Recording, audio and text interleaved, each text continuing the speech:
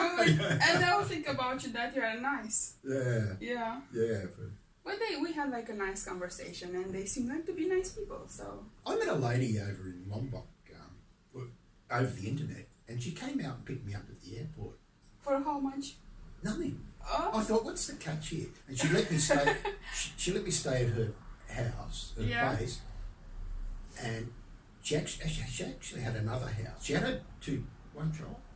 She had what? 2 children. She had a 16, 17-year-old daughter and a 10-year-old son. Well, how did you meet her? On Tinder?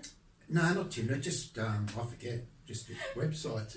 So she says, "Oh, you come," and she let me stay at that place a couple of nights. Yeah. And then she had another place that was empty. She let me go and stay there.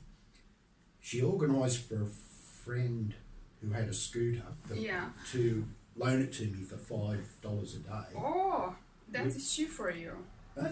Oh, it's yeah. Well, cheap. it was easy. You just, and I had it for 11 days. They were really nice people. Yeah.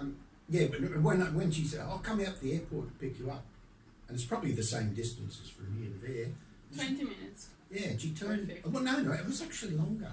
Yeah. It was a long trip from Mataran's the capital. And it was for free. Yeah, she was very friendly. Yeah, just very a nice person. Wanted to show me.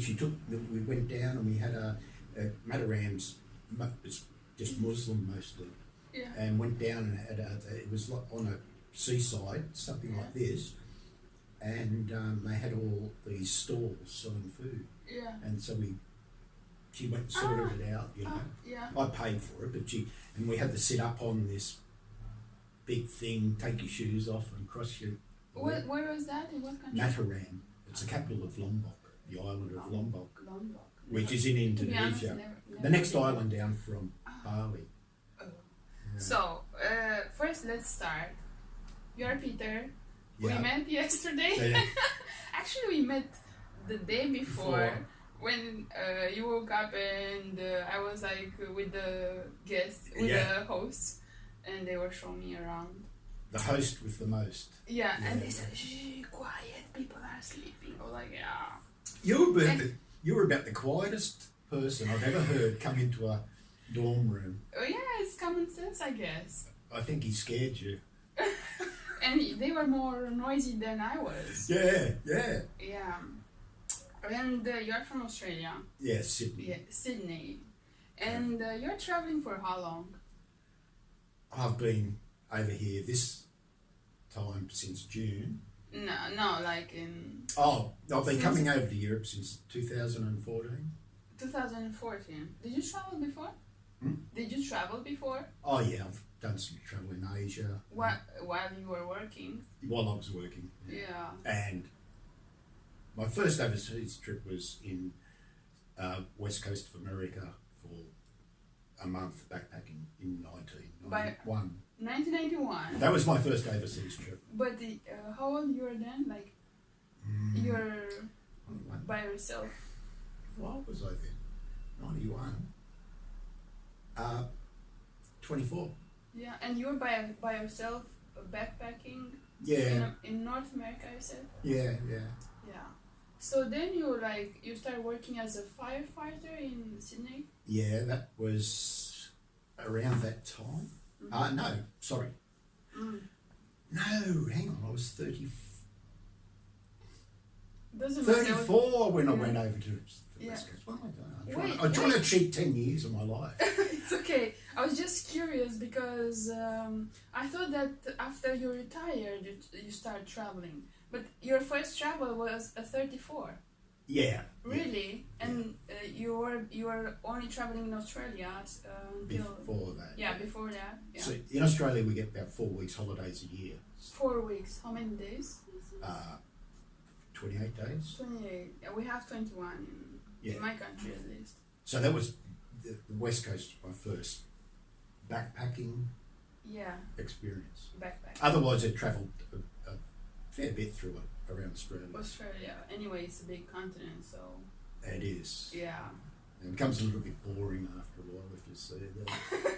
Yeah, you told me that you... let's start from the beginning, because if we go like this in different discussions, we will lose ourselves. And so you start working as a firefighter? Yeah, in 1985. Yeah. And you retired when? You said a few years ago? 2014. And then you start traveling across Europe, you said? Yeah. Oh, 2013, 2014. Then I started travelling. You start travelling? Retired in 2013. I bought a motorbike in England over the internet, sight unseen, only pictures, and I flew over, picked it up, and the fellow had put it in storage for me so I could pick it up, and then I went on my first trip over to Europe on the motor. Actually, I went over up to Ireland, caught a ferry over to went to Scotland first, went over to Ireland to watch a motorbike race, went down the south of Ireland, caught a ferry over to France. Yeah, but what made you want to travel after your retirement? Not many people just decide, oh, I want to travel, I will retire, I want to travel. At least not many in my country, from what I know, but... one of the reasons is it's so much easier now because of technology. Yeah. I may not have done it if technology wasn't available, such as buying a motorcycle over the internet without seeing it virtually, having it registered, doing all that. I could do that without being in England or the UK. It started off like that, So you've been there for how long when you started your first trip?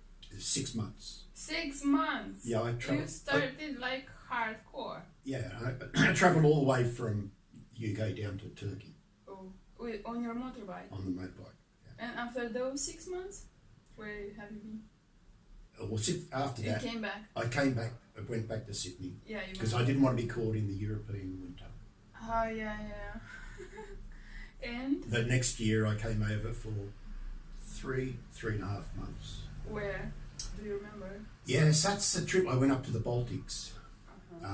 Latvia, Lithuania, Estonia, all the way from the UK, obviously, after, because I just put myself and the bike on a ferry. Oh, also on motorbike? Yeah, on the ferry across the English Channel. Yeah. That was a year good year, because when I was in Lithuania, I ended up going to a hippie gathering. Really? It's called a Rainbow Gathering. I know about Rainbow. Well, I was there. I should be there one. Lithuania, it was fantastic. I was there for about 5 nights. 5 nights. I think it's for a month. Rainbow. Yeah, 2 weeks before the full moon and 2 weeks after the full moon. And I was actually there for the full moon, Really? Did they have like a special ritual or something on the full moon? Yeah, they had night? a big bonfire and a few of them dancing with nothing on around the fire. Really? Yeah. So you were dancing? No, I wasn't. I said a few of them were dancing. A few of them. I was. It was fantastic though. There was it was out in the woods / farmland. Yeah. And there was a big lake nearby, and some people had made up a portable sauna made of aluminium framing and covered in like a thick material felt. Yeah. Bit like a yurt, but a round dome. And it fit about 20 people, and it had a wood-fired sauna inside. So you go for your sauna and into the lake. Yeah. Everyone nude. That seemed to be that was the etiquette, I suppose. Yeah, but what did happen? Like, did something happen that impressed you the most there? Was like an event or somebody that you meet? Was like a memory that you remember besides that? Well, the whole experience. Well, what was good at night? They'd all gather around, and they have a bit of a fire going. The people were camped for over 1 kilometre away, just through the bushes, up in the hills. Yeah. And they'd come down for the meals. They'd have a communal meal they'd be cooking up. I tried that once, and that was enough for me. You didn't like it? Didn't like it. They're not very good cooks. Okay. So I catered for myself after that. Yeah. Oh, and after that, so since then, you're traveling only in Europe? Oh, sorry, I was going to tell you about around the fire at night at the gathering. They had probably a dozen or more people with bongo drums playing. Yeah, yeah. Never heard anything like that before in my life. And it was, when you do hear it, it was fantastic. Yeah, I love drums. That's what I remember about that, Yeah. if you ask me so much. Did you feel something special? Did you meditate or something? No, You never meditated in your life? no. Because I know that the rainbow is like has like a spiritual side. They do and they don't. It all depends who they are. There was a little village, probably 10 minutes, 15 minutes walk from the gathering, Yeah. and there was a little corner shop, a little supermarket, very small, Yeah. to serve a little village that never seen anything like this. And a lot of the people were going there during the day to have a beer and buy their cigarettes. And the poor lady, I don't think she knew what was going on, and all these people are turning up. She, it's this little village. It was, Yeah. And so I was sitting around. I'd go there and I'd have a beer, and I'm sitting talking to a lot of people from, especially Scandinavia. Mm-hmm. There was a lot of people. Yeah. So we'd all sit there. You just go randomly and speak with people? Oh, well, we're all sitting around the table outside this little village supermarket. Yeah. And so not everyone's into the spiritual thing, because they were there smoking, drinking, having their coffee. Some of them just couldn't go without the coffee, so they'd go around there for the... Yeah, but what is spiritual for you?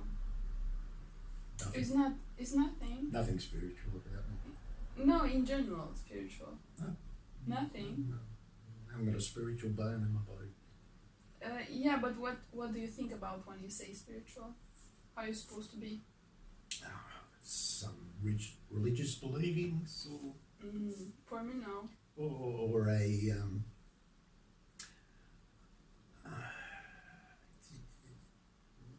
no. For me, it's like being in contact with your spirit, with yourself, with your body, with who you are. That's it. I've missed all that in my lifetime. Yeah, you told me you don't really care about this side. I think we were talking yesterday, and I don't think like everybody should care about like spiritual side. We have like different interests. And so you've been traveling only in Europe since you started your traveling after your retirement? Oh no, I went. It was last year when I returned. I was only home for 3 weeks, and I just had to. I couldn't stand it, so that's when I went to Lombok. Lombok, yeah. Yeah, I just went and ordered. I couldn't stand being back in Sydney. Why not? I just don't. Everybody wants to visit somebody who is not from Australia wants to visit Australia. Sydney's overrated. Yeah. It used to be a better city, but they've ruined it. What you don't like about Sydney? Congestion, overpopulation, Yeah. bad transport system, Yeah. funny people. Did you find like when you travel, like a city or a country that you really really liked, and you feel like you had the feeling of belonging? I was like, I would try to come here and live this kind of feeling. Well, Berlin's the one. I like Berlin. Yeah, you like Berlin. Yeah, I could live in Berlin. Yeah. Would you like take in consideration to really move to Berlin? Well, I found out recently that I can stay in Berlin sort of indefinitely. As an Australian, they had an agreement in 1952, and what I can understand is, I haven't tried this yet, but as an Australian, if I'm in Germany for 3 months, if I fly out of Germany, out of the EU, into a country that's not EU, obviously, and come back again, like just getting my passport stamped, I can stay for another 3 months. Yeah, I've heard about this. And I can keep doing that indefinitely. But maybe if you can find but if you're retired, would you consider like get a job or something? In my next lifetime, I'm going to work. Yeah, because I was thinking if you have a job, or maybe if you are married with somebody from there, you don't have to. I don't know what are the conditions. I'd rather just fly out every 3 months and get my passport stamped. Thank you very much. Yeah. Yeah, I've met like several people who had this kind of issue, but I don't know if it's everywhere in the Europe or everywhere in the world with this 3 months visa. Uh, I don't know. I can stay in the Schengen countries for 90 days out of every 180. So, yeah, you got to get, that's a bit of a drawback. Yeah. Tell me about like a very nice memory that you have from your travelings besides the rainbow naked dancing. Cap d'Agde in France. Yeah, what is this? It's one of the largest nudist villages / resorts in the world. Yeah? Yeah. What it's about? People going to a nudist village, about over 1 kilometre of beach. Oh. And the whole village is apartments, camping, everything. Yeah. Just where people go, a lot of Danish, Germans, French. Because where I come from in Australia, everyone's very inhibited. Yeah. So yeah. I find this very interesting, fascinating, coming Why? from a country where I come from, with a very Victorian still in their attitudes. What do you mean, like with this Victorian? The Victorian attitude is it's the attitude the English had back in Queen Victoria's time of It's don't talk about it, you know, like. Oh, like maybe like I don't know if it's the good word, like shame. Yeah, or hiding yourself. That's or... the English, and they still like that. And we're still like that in Australia. In A little bit, yeah. So you're fascinated when you go when you went somewhere and people are like open and like want to do it, and it's a really good setup. It's done very well, And at night it's very different. They get dressed up really to go to because there's nightclubs and bars, and restaurants in the complex. Yeah. And people get dressed up in the way out gear, you know. What do you mean, like? Just provocative. Really? Sort of dresses women, you know. But this bums is hanging out of dresses and that sort of stuff. Okay, but this is not like too much, revealing too much. It's not the other extreme. While in Australia you're like a bit conservative. I would think that like this is too much because I think that sometimes you need to keep your private life or keep your private parts like more for yourself. Sounds like Romania might be Victorian as well. No, I don't believe in this thing like revealing everything all of a sudden. And do you know in Germany they have the FKK, which is they've always it's nothing to them. It's a part of their culture. Sunbaking, like in Berlin, there's a sub within Berlin, a lake and a big public area where people can do that. You know, I think it's when you're coming from a background like I come from. Yeah, like I'll go back to Australia and tell people that friends about the experience. They go, well, I wouldn't take my clothes off. And I said, well, yeah, no one's going to make you. Yes. that shocks them. And it sounds like you're a bit shocked as well. Yes, a little bit. Confronted by.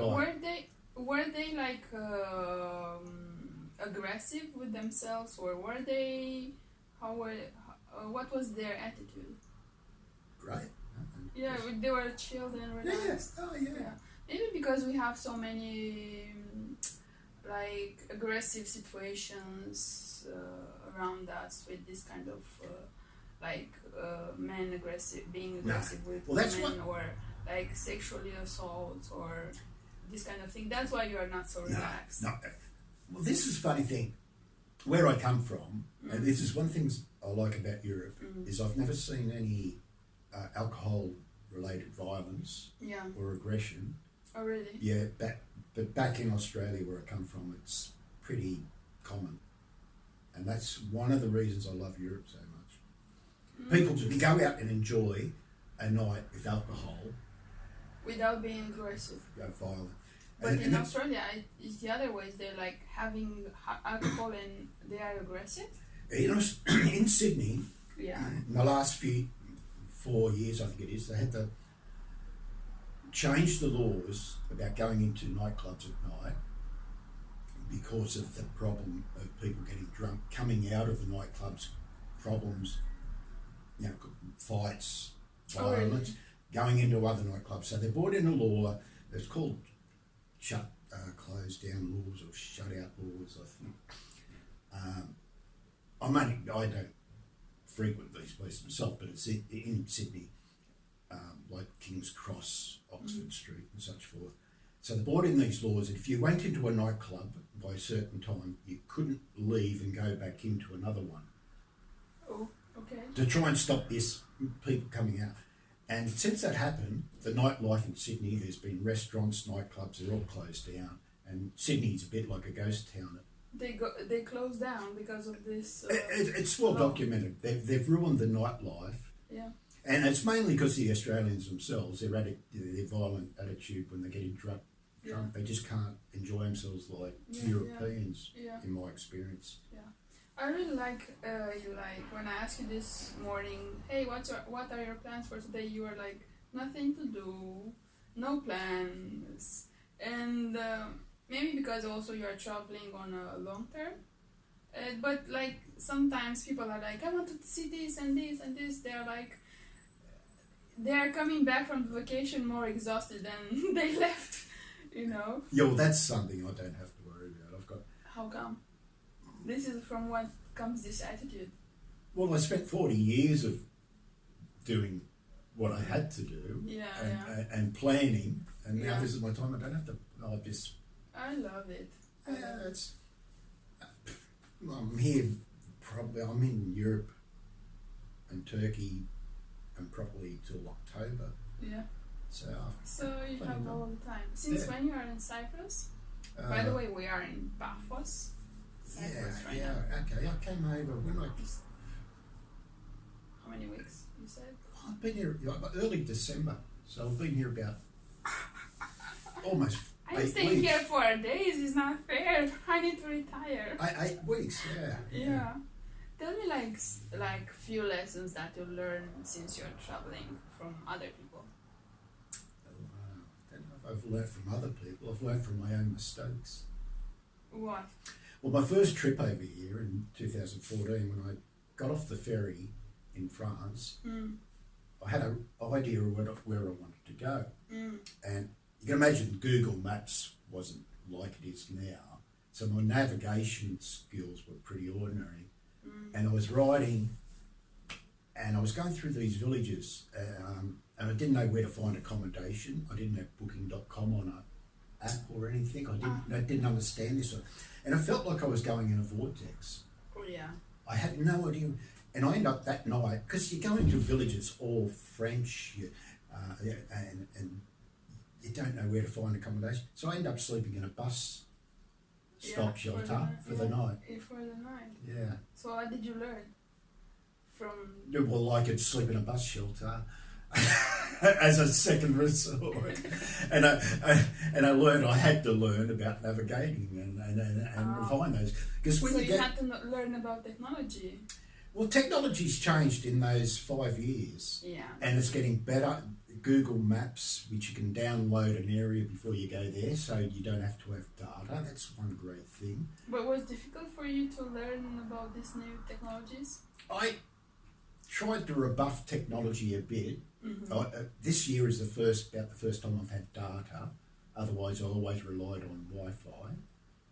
You said data? Data, so I could be anywhere and have internet. Yeah. Otherwise, I relied on Wi-Fi at say, a McDonald's. That was always the good backup, McDonald's. Yeah, they all have Wi-Fi. But it's all progressed in the 5 years, and I didn't grow up with this technology, so I don't embrace it. But yeah, it changes for me every year. My navigation's no problem now.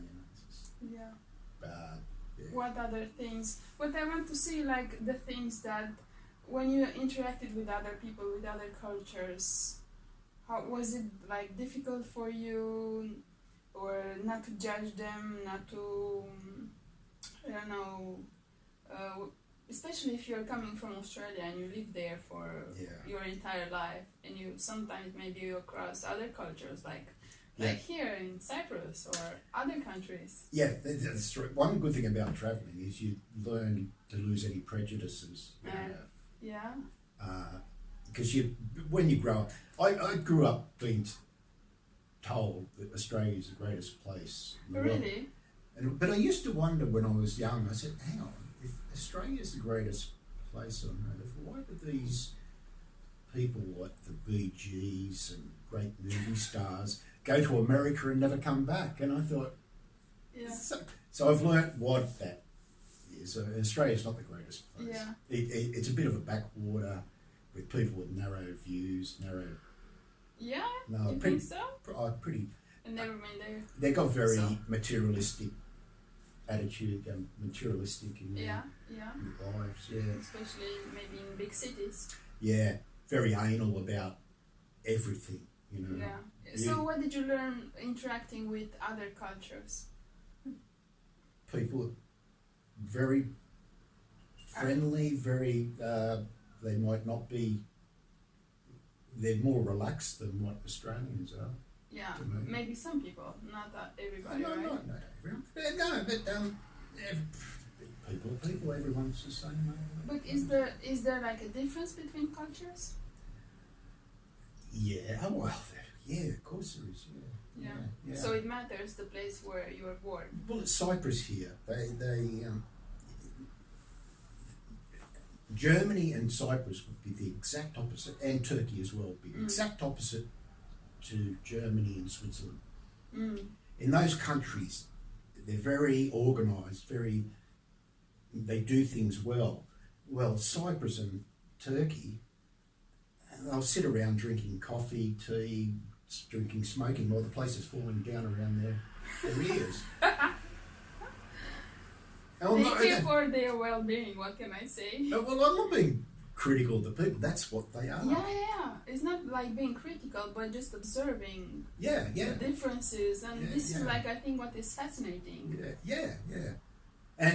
But if I had a choice, I'd choose the life of Germany or Switzerland's a bit over the top. Yeah. It's a little bit too organised. Too organised where it hurt my brain to deal with it. Yeah. But this takes, you've only got to look at the plumbing, the electrical work, the way they build the homes, the road works, the streets. You don't like that much? It's, if you know what, well, Australia's a little bit more organised. Than Cyprus or... Oh yeah, this is like a cultural shock. Well, I'm used to it because I've been to Turkey 5 years ago, 2004. You get used to this. Why? I've never been to Turkey. What is the cultural shock there? Well, they don't care about the buildings or their environment around them. They throw their rubbish on the streets, really? Out, especially between the cities. Yeah. They don't care. Oh yeah, the way they you stop on the side of the road anywhere in Turkey between a city or a town and there's just rubbish. Yeah. So that's...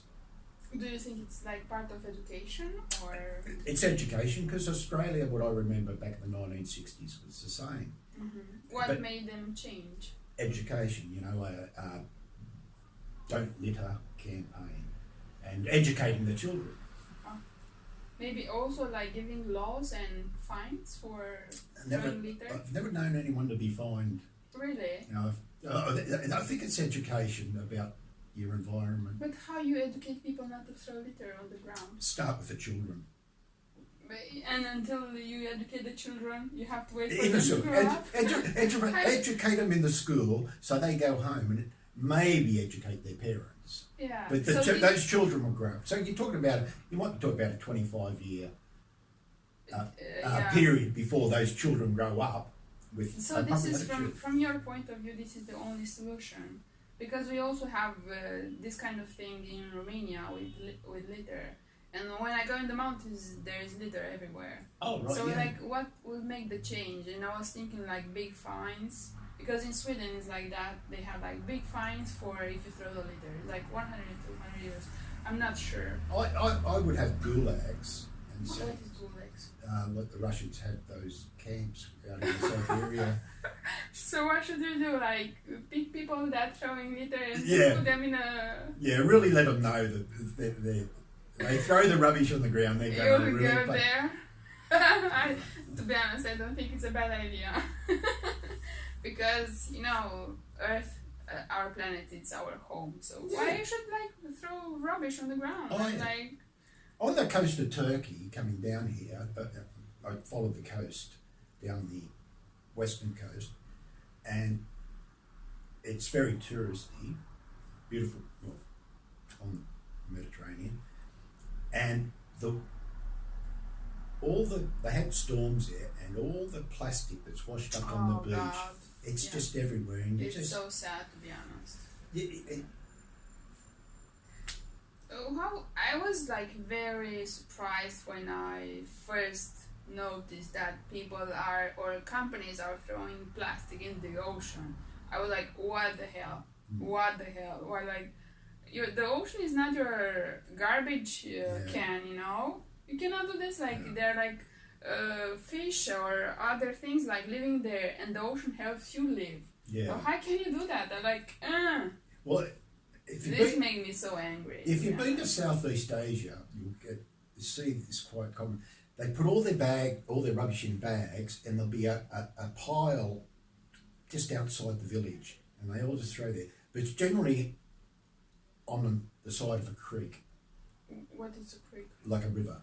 Oh. So when they put it there. Yeah. What the?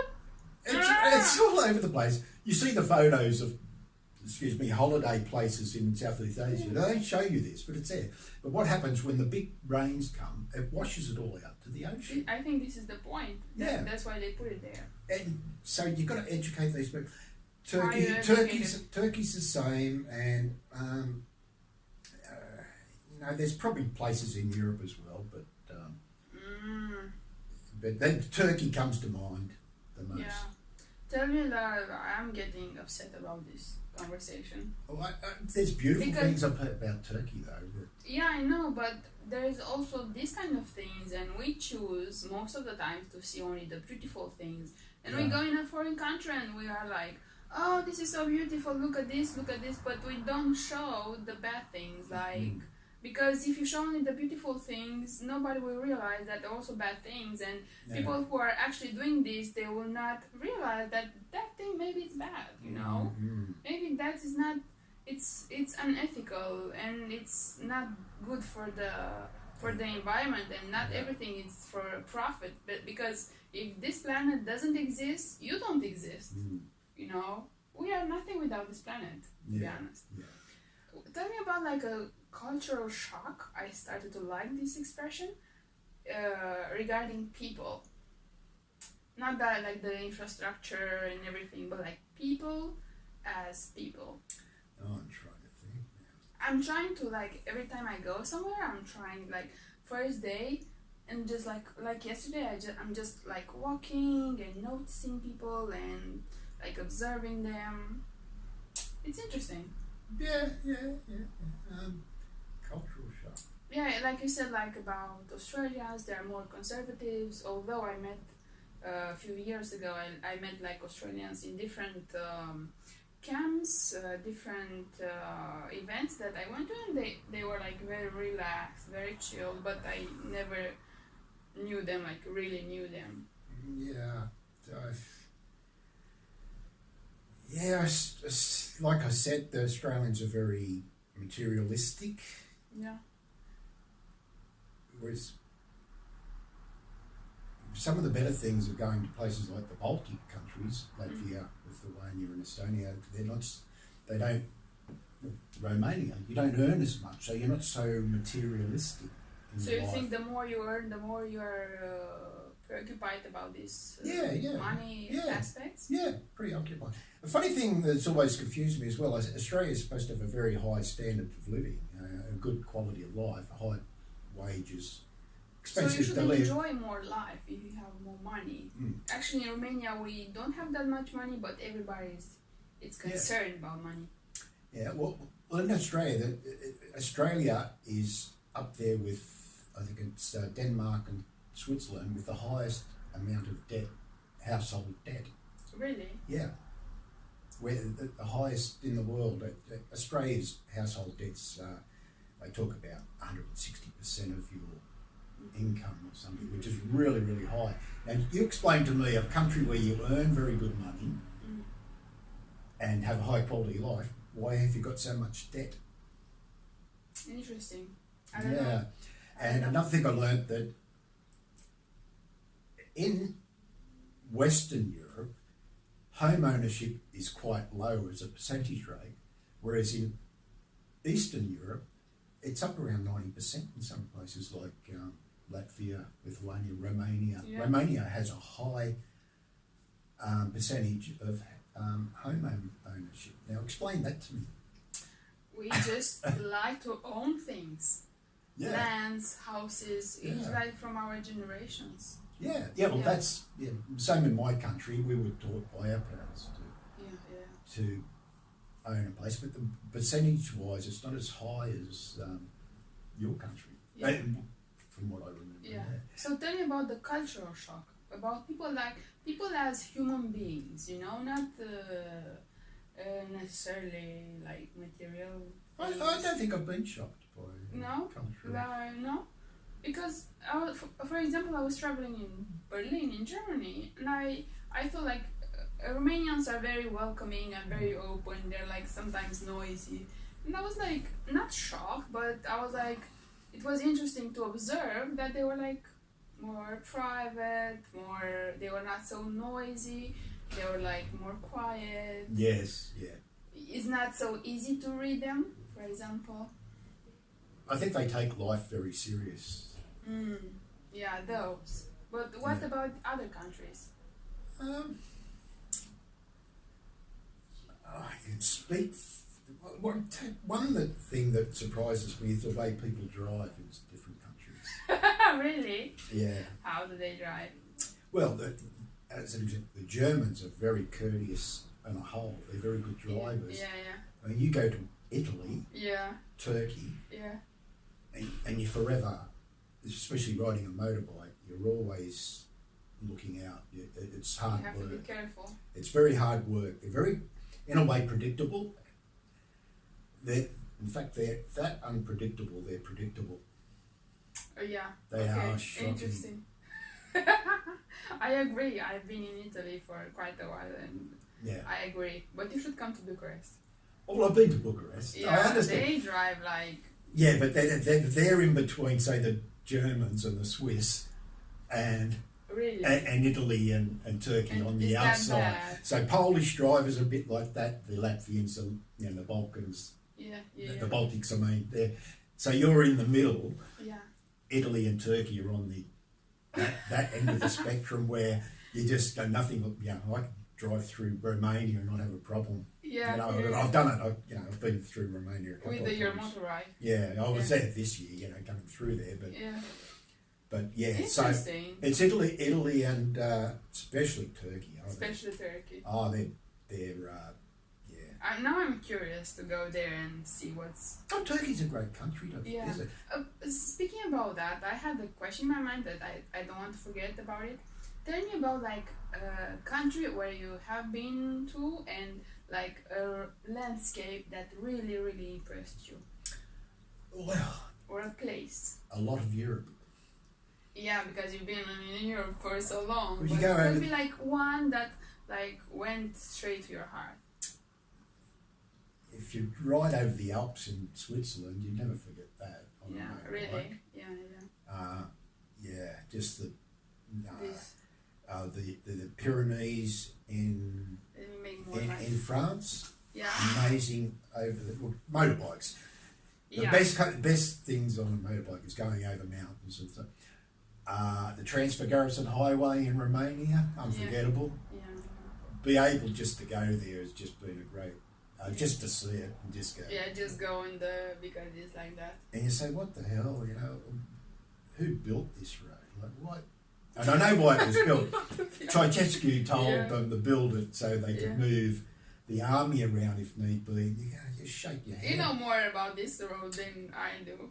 to be honest. Well, I just know I wouldn't like to have been an architect working for Ceausescu because You wouldn't like? no, because Why? he would have come in. You never know what he's going to come in and say on a Monday morning. Go build a road over the transfer garrison. Yeah. Oh shit! Yeah. Or build that the Parliament House. Yeah, That yeah. palace is it a palace? In Yeah, it's Bucharest? House of the People. Unbelievable! You go inside. Gigantic. Yeah. Many people died to build that place. Yeah. Tell me, like, I know that you said you like to cook, but I would like to know if you try like a very nice dish that you like, where you traveled, like in places you traveled. This is good, and you're like, how was this one made? I want to make it as well. Or something that you really enjoyed. Oh God, you got me there because I don't have memories of great meals. You have? Oh, just normal. You have? Nothing. Or you haven't? Nothing that I can. Really? Yeah. I don't know. Or something like maybe a product that you tried. I'm gonna be. I might get criticised for this, but I'll be truthful. You go to a lot of countries, and their so-called national dishes are dishes that the poor people ate over centuries. That what? The poor people. Yeah.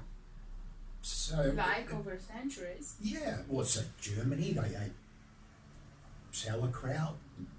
So that's their sort of national dish: sausages and sauerkraut. Yeah. Well, that's not a la carte menu, is it? That's I don't. Yeah, but I was not referring to. Poland has a lot of potatoes in their meals. Yeah. So I love potatoes.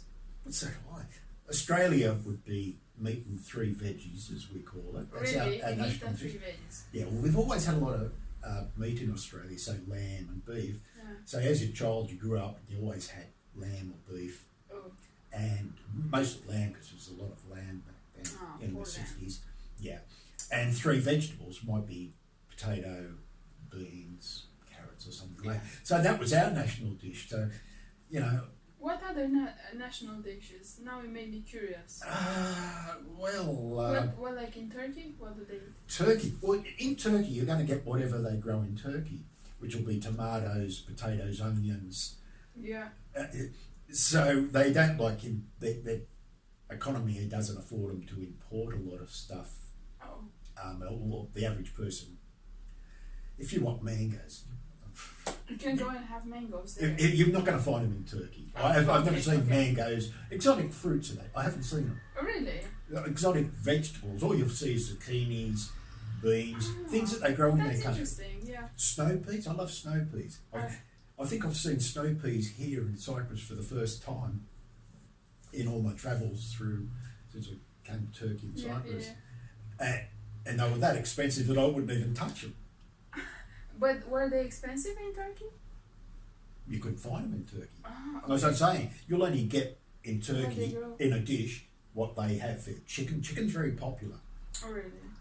Because they've got chickens. Yeah. Beef, you don't find a lot of beef, and if you do, it's terrible quality. Yeah. And speaking of, I tried some in Turkey and it was never good. Yeah, I'm not so fancy about meat. So it's eating chicken with anything that's made up with tomatoes, zucchinis, or cucumbers. It's just what they have in their country. And same on Cyprus here. Yeah. Have you ever fell in love since you're traveling with somebody, or with other many? Oh, I've got. Like an affair. Oh. I had a lady. You said I can ask you everything. Oh, I've got a lady. Anything. I've got a lady friend up in Berlin. If that's what. What is a lady friend? A lady friend. A lady friend. Okay. In Berlin. In Berlin. And that's why you have a reason to go back there. Yeah, well, it's probably why I've spent a bit of time in Berlin. Yeah. And I've been there that much that I've got to know the place. I love it, the fact that you can jump on a push bike and ride across Berlin